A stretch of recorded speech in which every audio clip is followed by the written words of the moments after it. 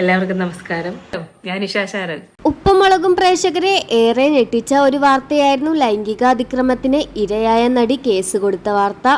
പ്രതികളായ ബിജു സോപാനവും SP ശ്രീകുമാറും ഇതിനോടകം തന്നെ മുങ്ങിയിരിക്കുകയാണ്.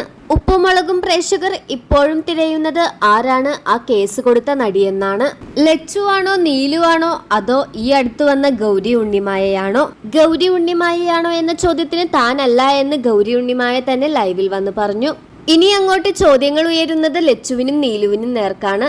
ശിവാനി പിന്നെ കുഞ്ഞല്ലേ, അതുകൊണ്ട് നിങ്ങളിൽ ആരെങ്കിലും മറുപടി പറയൂ എന്ന് പറഞ്ഞുകൊണ്ട് നിരവധി പേരാണ് ലച്ചുവിന്റെ കമന്റ് ബോക്സിൽ നിറയുന്നത്.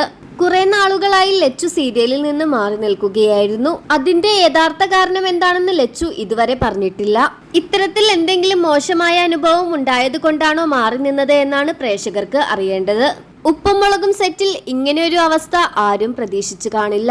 അത്രയധികം കുടുംബത്തോട് അടുത്തു നിൽക്കുന്ന കഥയായിരുന്നു ഉപ്പും മുളകിൻ്റേത്. അതുമാത്രമല്ല, ബാലു എന്ന അച്ഛൻ ക്യാരക്ടർ മലയാളികൾ ഏറെ സ്വീകരിച്ചതുമായിരുന്നു. ബാലുവിന്റെ പെരുമാറ്റത്തിലോ സീരിയലിൽ അഭിനയിക്കുന്ന കാഴ്ചപ്പാടിലോ ഇത്തരത്തിലുള്ള ഒരു വ്യക്തിയാണെന്ന് കണ്ടാൽ പറയില്ല. അതുകൊണ്ട് തന്നെ ഇത്തരത്തിലൊരു വാർത്ത വന്നപ്പോൾ ജൂഹിക്ക് നേരെയും വിരൽ ചൂണ്ടുന്നു.